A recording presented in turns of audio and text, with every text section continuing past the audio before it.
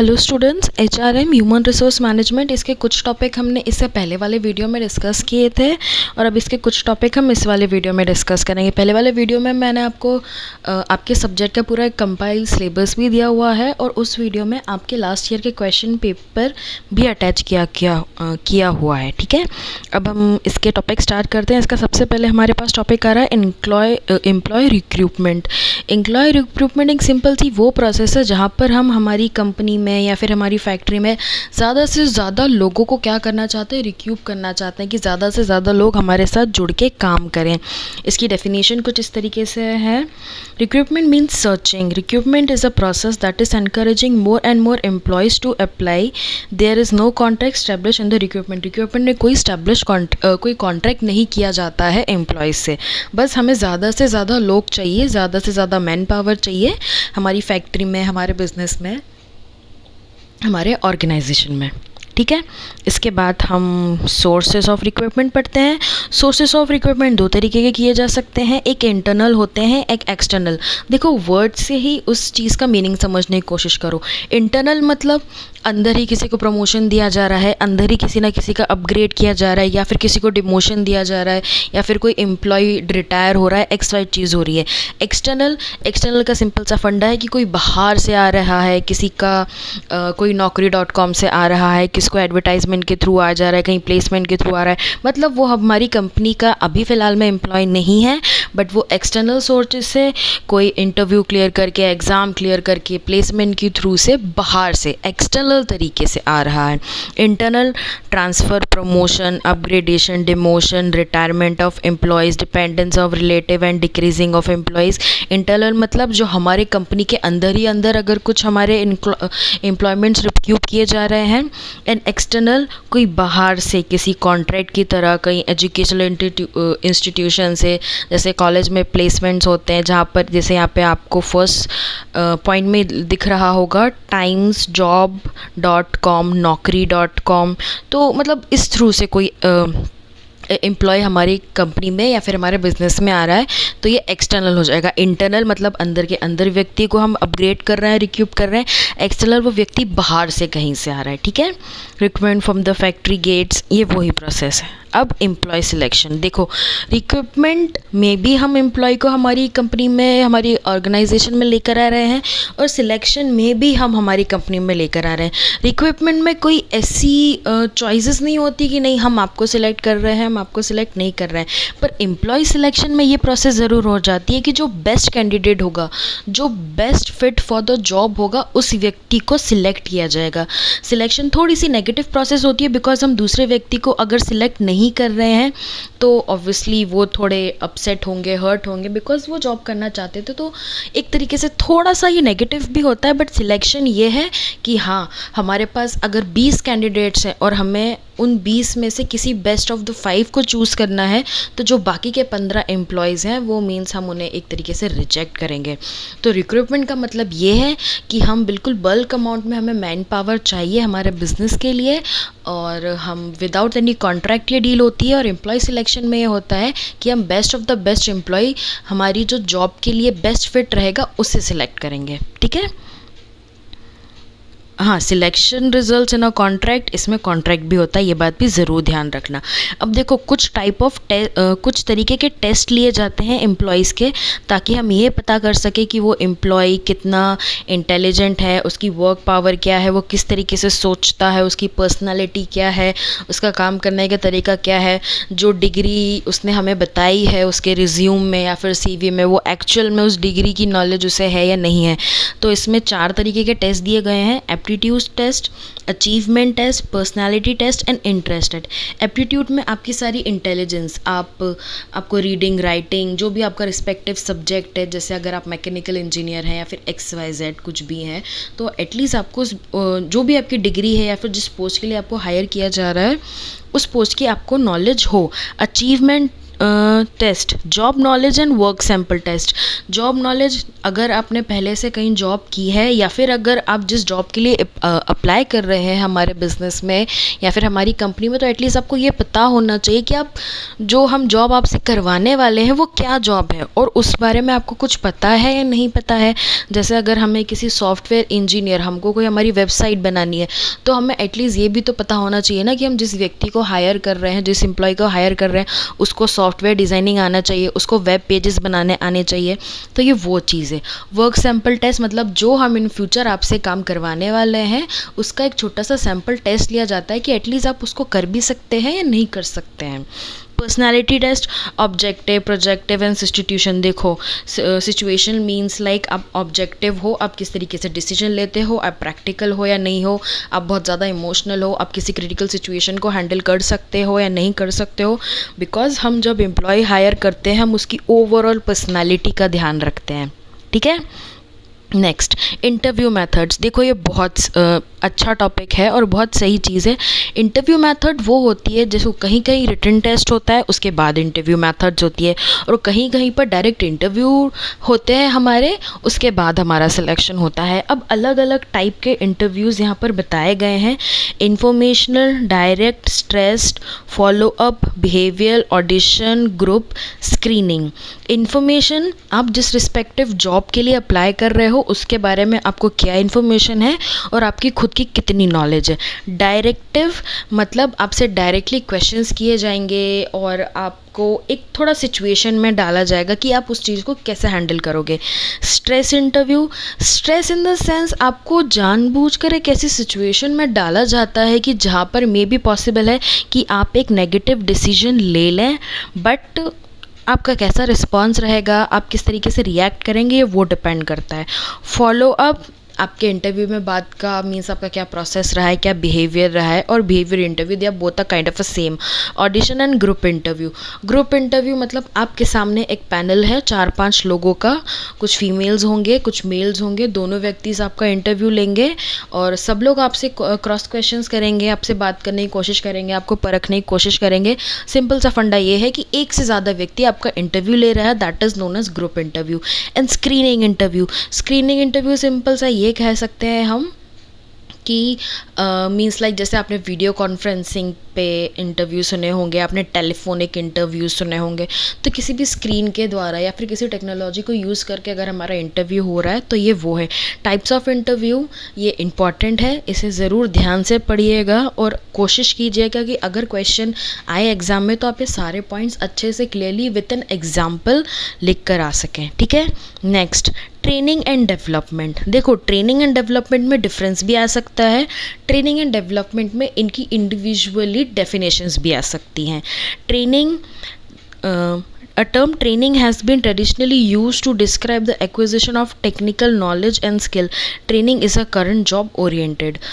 हम आपको करेंटली, आप किसी कंपनी में कहीं जॉब कर रहे हैं और आपको आगे प्रमोशन के लिए, बेटर परफॉर्मेंस के लिए आपको वो कंपनी अपने एम्प्लॉय को ट्रेनिंग करवा रही है। ये सिंपल सा वर्ड है। ट्रेनिंग मतलब आपको इन फ्यूचर जो आप काम करने वाले हो उसके लिए ट्रेन किया जा रहा है। And development, development refers to the method and activities design to improve skills of manager and perspective manager. Development is future growth oriented. In future आपका जो डेवलपमेंट होने वाला है, जो हमारे मैनेजर्स हैं उनको और स्किल्ड करना, हमारे एम्प्लॉयज़ को और डिज़ाइन पर्सपेक्टिव में लेके जाना, ये भी हमारे डेवलपमेंट में। देखो, ट्रेनिंग भी आपको आपकी रिस्पेक्टिव कंपनी ही करवाने वाली है एंड डेवलपमेंट भी आपको आपकी रिस्पेक्टिव कंपनी में ही होकर मिलेगा, ठीक है। ट्रेनिंग एंड डेवलपमेंट में डिफरेंस भी आ सकते हैं और इनकी इंडिविजुअल डेफिनेशंस भी आ सकती है, तो आप ये दोनों उस तरीके से स्टडी कीजिए।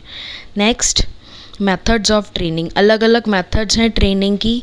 On the current job, coaching, under study, position rotation, of the job training, appreciation training and virtual training. ये सारी अलग अलग तरह की ट्रेनिंग है। आपको स्टडी, आपको कुछ एग्ज़ाम भी क्लियर करने पड़ते हैं कभी कभी ट्रेनिंग में लिए, कभी कभी आपको किसी दूसरी फैक्ट्री में एक अप्रेंटिसशिप के लिए इस तरीके से भेजा जाता है, वो ट्रेनिंग है। तो ये सारे हमारे कुछ ट्रेनिंग के अलग अलग फॉर्म्स है, ओके। नेक्स्ट हम पढ़ेंगे परफॉर्मेंस अप्रेजल। देखो परफॉर्मेंस अप्रेजल, हम सिंपल सा फंडा लेके चलते हैं। Performance appraisal known as an employ appraisal is a process of obtaining and analysing and recording information about the relative worth of the employ. आपने किस तरीके की परफॉर्मेंस हमारी कंपनी में दी है, आप किस तरीके से आपने प्रोजेक्ट्स को हैंडल किया है, आपकी क्या ग्रोथ रही है, आपका कैसा बिहेवियर रहा है। अगर आपकी परफॉर्मेंस अच्छी रही है तो आपको अप्रिशिएट किया जाएगा। अप्रेजल वर्ड हमारा अप्रिशिएट से बना है। अप्रिशिएट मतलब किसी को सराहना, उन्हें उनके काम के लिए बढ़ावा देना एंड सबके सामने या फिर इंडिविजुअली किसी भी तरह उनको एक अप्रिशिएट करना, उसे सराहना कि जो भी आपने काम किया है। तो परफॉर्मेंस अप्रेजल वही है, जो आपकी जॉब आपने करी है, जिस तरीके से आपकी ग्रोथ हुई है, जिस तरीके से आपने आपका पुराना रिकॉर्ड रहा है, ये हमारा परफॉर्मेंस अप्रेजल है। इसके कुछ ऑब्जेक्टिव्स हैं, compensation decision, promotion decision, training and development programme, feedback and personal development. ये सारे हम किस बेसिस पे थोड़ा परफॉर्मेंस अप्रेजल डिसाइड करते हैं कि हाँ अगर उस एम्प्लॉय ने या फिर उस व्यक्ति ने अच्छे से काम किया होगा, तो ये सारे उसके कुछ पॉइंट्स हैं। ठीक है, next methods of performance appraisal. देखो अलग अलग तरीके से व्यक्ति को अप्रेजल दिया जा सकता है। मैंने अभी आपको financial and non financial points पढ़ाए थे। फाइनेंशियल मतलब हमारे हाथ में पैसा आ रहा है, नॉन फाइनेंशियल मतलब हमको अलग तरीके से अप्रिशिएट किया जा रहा है। ट्रेडिशनल और मॉडर्न मेथड्स में भी यही डिफरेंस है लगभग। Traditional method easy appraisal, state ranking method, critical incident, field review, checklist method, graphic and confidential reports. मतलब आपका ग्राफ क्या रहा है, आपकी ऑन फील्ड रिव्यू क्या रही है, आपके आसपास वालों से पूछे जाना, एंड आपकी रैंकिंग किस तरीके से रही है, आपने किस तरीके से हमारी कंपनी में काम किया है, वर्क किया है। आपके जितने भी एक एम्प्लॉय के चेक लिस्ट होने चाहिए कि अच्छा हर एक एम्प्लॉय में एक एक ये सारी क्वालिटीज़ होनी चाहिए, अपनी कंपनी के प्रति एक लॉयल्टी होनी चाहिए। अगर आपने वो सारी चेकलिस्ट क्लियर की है तो ये सारे ट्रेडिशनल मेथड्स में आ जाएंगे। और मॉडर्न मेथड हमारे वो है जो 360 डिग्री अप्रेजल, मतलब आपको बिल्कुल कम्प्लीटली एक 360 डिग्री टर्न दिया जाए, आपकी पोस्ट से आपको एकदम हायर पोस्ट पे अप्रिशिएट किया जाए, आपको अलग अलग इंसेंटिव्स प्रोवाइड किया जाए, अपन को ह्यूमन रिसोर्सेज अकाउंटिंग दी जाए, MBO मैनेजमेंट बाय ऑब्जेक्टिव, आपको और better position, powers, atmosphere, money provide किया जाए। ठीक है, तो ये दो अलग अलग मेथड्स हैं, traditional methods and modern method of performance appreciation. Performance मतलब जैसा भी आपका पुराना रिकॉर्ड रहा है, आपने जिस भी तरीके से इस कंपनी में काम किया है और अपना 100% या अपना बेस्ट वर्क दिया है, वो आपका परफॉर्मेंस अप्रेजल रहेगा। Next, trade union registrations and right. देखो ट्रेड यूनियन वो है a continuity long-term association for employees formed and maintained for the specific purpose of advancing and protecting the interest of the members in their working relationship। देखो कोई भी व्यक्ति किसी भी company में काम कर रहा है, कभी ना कभी ऐसा हो कि किसी व्यक्ति के साथ कुछ इनजस्टिस हो रहा है, किसी के साथ कुछ गलत हो रहा है, किसी एम्प्लॉय का कोई एक्सप्लॉयटेशन हो रहा है, तो ये ट्रेड यूनियन उसी चीज़ के लिए क्या किया गया है, बनाया गया है कि अगर कभी किसी एम्प्लॉय के साथ कुछ गलत हो रहा है या फिर किसी एम्प्लॉय को कुछ कंप्लेन करनी है रिगार्डिंग उनके बिजनेस या ऑर्गेनाइजेशन से, तो वो यहाँ पर ट्रेड यूनियन में जाकर अपनी कंप्लेन फायर कर सकती है, उन्हें बता सकती है कि मुझे ये प्रॉब्लम है इस व्यक्ति से।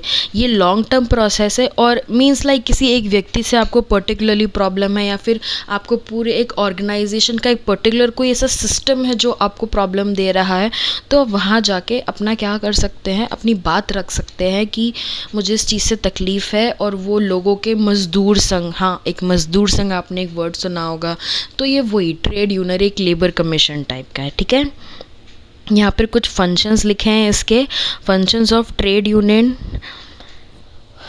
protective on immutable functions, extramural functions, social functions, political function, ancillary functions, communication, welfare, education and research।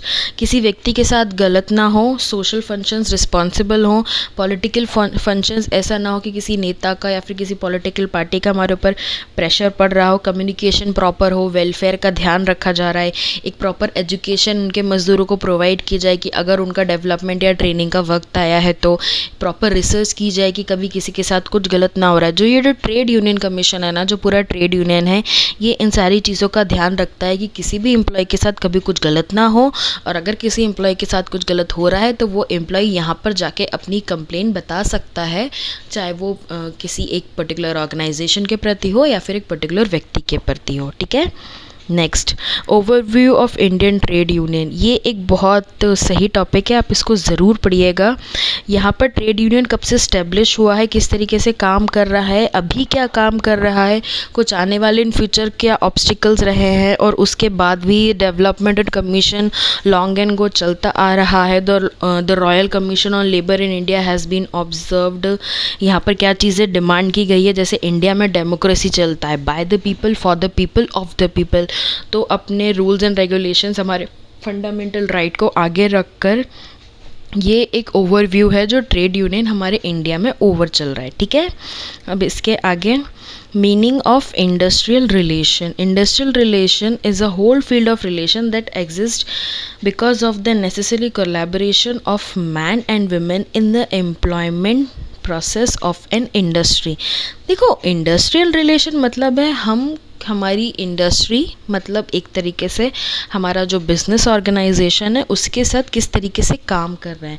आप जॉब करेंगे, आप बिज़नेस करेंगे, आप घर से बाहर निकलेंगे, आपको हज़ारों करोड़ लोगों से मिलना पड़ेगा। आप उन हज़ारों करोड़ लोगों से आपका रिलेशन कैसा है, आपका बिज़नेस कैसा जा रहा है, आपकी इंडस्ट्री किस तरीके से वर्क कर रही है। So this is a basic relation between your business and you while working in the economic of the particular country and making profit. Okay. Reasons of industrial disputes. हाँ देखो, कभी कभी इंडस्ट्रियल डिस्प्यूट्स हो जाते हैं। डिस्प्यूट्स का मतलब ये है कि आपकी किसी से थोड़ी बहुत बहस हो गई, या फिर आपके ओपिनियन अलग हैं और सामने वाले व्यक्ति के ओपिनियन अलग हैं। बहुत सारी चीज़ें ऐसी हो सकती है।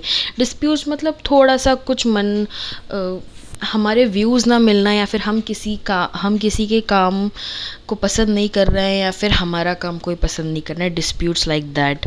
Large scale production, poor wages, occupational instability, poor behaviour, climate, कम पैसे मिलना, अच्छे से ध्यान न रखना, एक पुअर वर्किंग क्लाइमेट होना जो आपकी हेल्थ के लिए भी ख़राब हो, अनइंटरेस्टिंग वर्क, मतलब इंटरेस्टिंग काम नहीं है, बोरिंग सा काम है। तो ये सारी चीज़ें हो सकती हैं जो क्या करे, एक डिस्प्यूट क्रिएट कर सकती है, मे बी पॉसिबिलिटी। ओके।